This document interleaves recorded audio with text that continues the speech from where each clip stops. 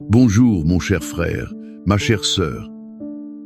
Que la paix de notre Seigneur Jésus-Christ soit sur votre vie en ce moment. Je suis votre frère en Christ. Je me sens honoré de partager ce temps sacré de prière avec vous. Avant de commencer, je veux proclamer sur vous et sur toute votre maison la bénédiction trinitaire. Que la bénédiction de Dieu le Père, notre Créateur, de Dieu le Fils, notre Rédempteur, et de Dieu le Saint-Esprit, notre Consolateur, soit avec vous et avec toute votre famille, maintenant et pour toujours. En cet instant, je vous demande de respirer profondément. Imaginez qu'un manteau de paix, tissé de l'amour même de Dieu, est placé sur vos épaules. Il apporte la tranquillité à votre âme. Sentez le sceau de la protection divine s'imprimer sur votre esprit et votre cœur. Il crée un sanctuaire autour de vous. C'est un espace où seule la lumière et la vérité de Dieu peuvent entrer. Nous sommes ensemble, ici et maintenant, en présence du Très-Haut. Nous lui présentons ce que nous avons de plus précieux, nos familles. Et c'est avec l'autorité qui nous est donnée au nom qui est au-dessus de tout nom, le nom de Jésus-Christ, que nous nous levons dans la foi. Père, au nom de Jésus, nous nous présentons devant ton trône de grâce. Nous ne sommes pas venus comme des mendiants, mais comme des fils et des filles, héritiers de ta promesse. Et en cette heure, nous prenons notre position d'autorité spirituelle sur nos maisons. Nous déclarons que chaque foyer représenté ici est le territoire du Seigneur. Au nom de Jésus, nous brisons et défaisons toute œuvre de l'ennemi contre nos familles. Nous brisons toute flèche de discorde, toute parole de querelle, toute semence d'amertume. Ces dernières ont été lancées pour causer la division entre mari et femme, parents et enfants, frères. Nous annulons tout esprit de rébellion, de désobéissance et d'éloignement. Cet esprit tente de séduire nos enfants loin de ton chemin. Par le pouvoir du sang de Jésus, nous brisons toute malédiction générationnelle. Nous brisons aussi tout pacte d'ancêtres qui pourrait affecter notre lignée avec des vices, des maladies, des divorces ou la misère. Nous déclarons que notre héritage n'est pas de malédiction, mais de bénédiction. Nous proclamons que Jésus-Christ s'est fait malédiction pour nous sur la croix. C'est afin que la bénédiction d'Abraham nous atteigne. C'est pourquoi nous ordonnons à tout esprit de division, de confusion, de maladie et d'oppression de se retirer maintenant de nos familles. Il n'a ni part ni place dans nos vies. Nous couvrons chaque membre de notre famille avec le sang précieux et purificateur de Jésus. Nous couvrons nos mariages, nos enfants, nos finances, notre santé, nos rêves. Le sang de Jésus est notre protection, notre muraille de feu. L'ennemi ne peut ni toucher, ni prévaloir. Nous déclarons la victoire du Christ sur chaque domaine de notre vie familiale. Notre maison appartient au Seigneur. Maintenant, le cœur sûr dans cette vérité, je veux vous inviter à plonger avec moi dans l'une des histoires les plus touchantes de toute l'Écriture. C'est une histoire qui révèle le cœur de Dieu lui-même en tant que Père. C'est la parabole du Fils prodigue que nous trouvons dans l'Évangile de Luc, chapitre 15. Je préfère l'appeler l'histoire du Père miséricordieux. Imaginez la scène. Un père, un homme de possession, avec 2 fils. Le plus jeune, impatient et arrogant, se présente devant son père. Il fait une demande qui, dans cette culture, équivalait à dire « Père, pour moi, tu es déjà mort. Je veux mon héritage maintenant.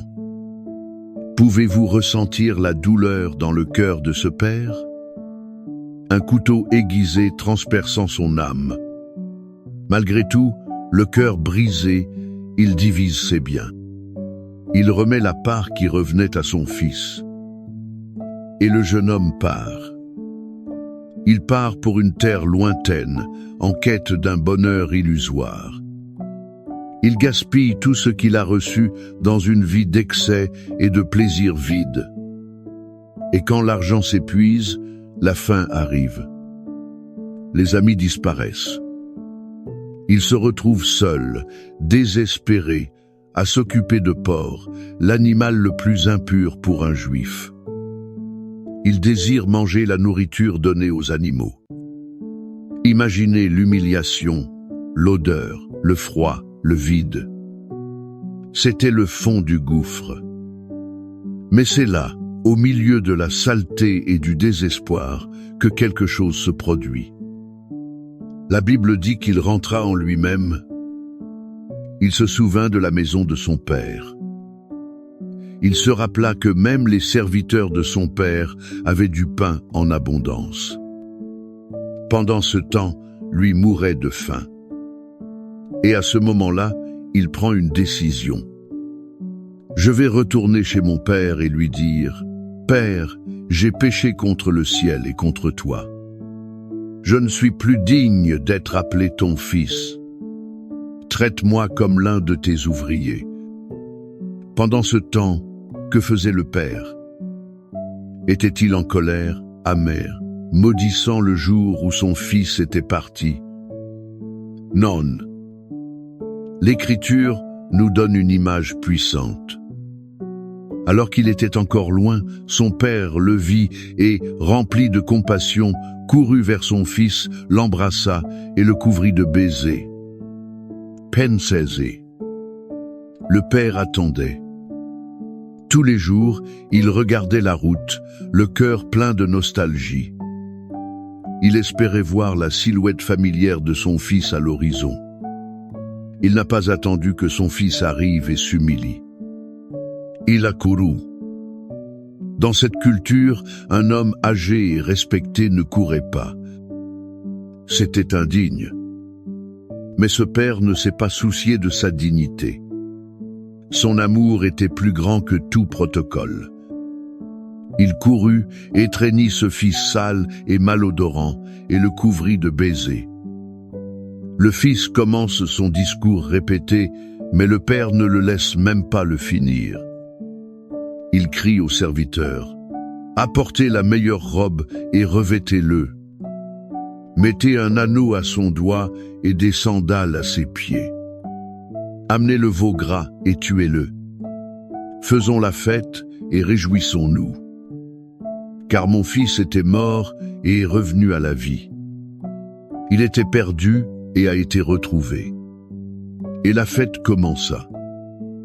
Cette histoire, mon frère, ma sœur, contient des leçons profondes pour nos familles aujourd'hui. La première leçon est celle-ci, l'amour de Dieu pour nous et l'amour que nous sommes appelés à avoir dans nos familles est inconditionnel et patient. Le père aimait son fils non pour ce qu'il faisait, mais pour ce qu'il était, son fils. Il l'a aimé quand il est parti. Il l'a aimé quand il était dans la porcherie. Et il l'a aimé quand il est revenu. Combien de fois, nous, en tant que parents ou conjoints, mettons-nous des conditions à notre amour? Je t'aime si tu te comportes bien. Je te pardonne si tu promets de ne plus jamais faire ça. Le père de cette histoire nous enseigne un amour qui attend, qui accueille, qui n'abandonne jamais. Si vous avez un fils ou une fille qui s'est éloigné, qui a pris de mauvaises décisions, accrochez-vous à cette vérité. L'amour du Père Céleste pour lui n'a jamais changé. Et il vous invite à aimer de la même manière. Continuez à regarder la route avec espérance dans le cœur. La deuxième leçon est qu'il y a toujours un chemin de retour. peu importe à quelle distance quelqu'un est allé, ou la profondeur du puits dans lequel il est tombé. La grâce de Dieu est encore plus profonde.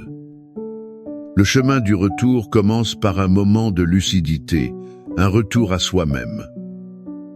C'est aussi une reconnaissance que le chemin choisi mène à la mort. Et notre tâche, en tant que famille, n'est pas de juger ou de condamner, mais d'être le phare qui indique le chemin de la maison. Notre maison doit être le lieu qui représente la sécurité et l'amour du Père. C'est un lieu où les nôtres désirent revenir, non pas un tribunal qu'ils souhaitent fuir. Votre maison est-elle un refuge de grâce ou un lieu d'accusation constante? Et la troisième et plus puissante leçon est le pouvoir du pardon qui restaure l'identité. Remarquez que le Père n'a pas seulement dit « Tout va bien, mon fils ». Il a agi. La meilleure robe signifiait la restitution de l'honneur. L'anneau était le symbole de l'autorité et de l'identité familiale. Les sandales signifiaient qu'il n'était pas un esclave. Les esclaves marchaient pieds nus. Mais un fils libre. Le pardon du Père n'a pas seulement nettoyé le passé du Fils. Il a complètement restauré son futur. Dans votre famille, il existe peut être des blessures profondes. Elles sont causées par des paroles, des actions ou des absences. La guérison ne vient pas seulement d'une excuse. Elle vient d'un pardon actif. C'est un pardon qui restaure l'honneur, qui rend la dignité, qui dit « Tu es toujours mon mari, ma femme, mon fils, ma fille ». Ton erreur ne définit pas qui tu es. Ton identité en moi et en Dieu est intacte. Quelle est la zone de votre famille qui a besoin de ce type de pardon restaurateur aujourd'hui? Cette image du Père qui attend, qui court, qui embrasse et qui protège nous mène directement au cœur des psaumes. Le Père de la parabole est la personnification vivante de la promesse que nous trouvons dans le psaume 91. Ce psaume n'est pas seulement un beau poème. C'est la déclaration de protection que le Père céleste fait sur ses fils et ses filles. C'est son engagement d'être notre refuge, notre forteresse, notre bouclier. Et le psaume 23 confirme que ce même Père est notre bon berger. Il nous guide, nous nourrit et nous console, même dans les vallées les plus sombres. Maintenant, je vous invite à fermer les yeux, si vous le pouvez. Respirez profondément et recevez ces paroles non comme une lecture, mais comme une promesse personnelle et puissante de Dieu pour vous et toute votre famille. Laissez chaque mot laver votre cœur et fortifier votre foi. Celui qui habite sous l'abri du Très-Haut reposera à l'ombre du Tout-Puissant. Je dirai de l'Éternel, il est mon Dieu, mon refuge, ma forteresse, en lui je me confie.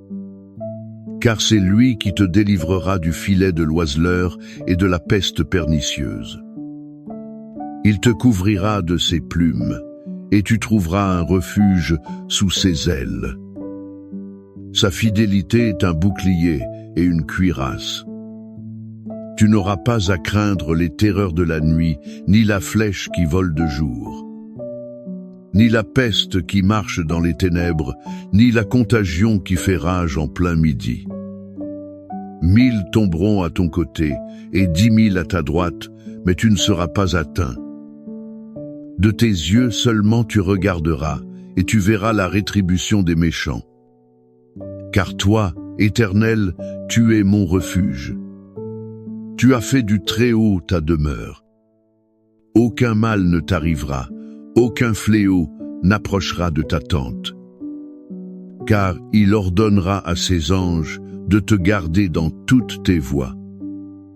Ils te porteront sur leurs mains, de peur que ton pied ne heurte une pierre. Tu marcheras sur le lion et l'aspic, tu fouleras le lionceau et le dragon. Parce qu'il m'aime, je le délivrerai. Je le protégerai, car il connaît mon nom. Il m'invoquera, et je lui répondrai. Je serai avec lui dans la détresse.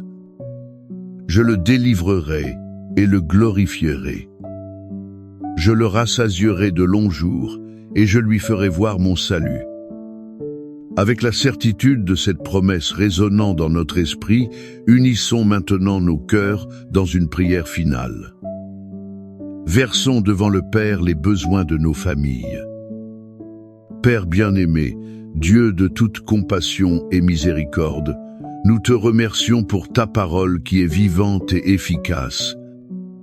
Merci pour l'image du Père qui nous attend, qui nous restaure. Basé sur cette vérité, nous crions maintenant pour chaque famille qui écoute cette prière. Seigneur, nous prions pour ce fils, pour cette fille qui, comme l'enfant prodigue, s'est éloignée de la maison et de toi. Où qu'il soit, où qu'elle soit, Père, nous demandons que ton Saint-Esprit le visite, qu'il rentre en lui-même. Éveille en lui la nostalgie de la maison, la nostalgie de toi. Protège-le de tout mal, délivre-le des mauvaises compagnies. Brise les chaînes des vices et de l'illusion. Et à nous, parents, donne-nous un cœur comme le tien. Un cœur qui attend avec amour, qui ne garde pas rancune et qui est prêt à courir et à embrasser.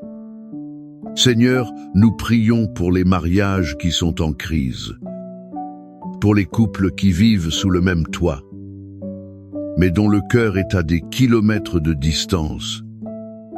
Là où il y a le silence, apporte le dialogue. Là où il y a l'amertume, répands l'huile de ton pardon. Restaure l'honneur, le respect, la passion.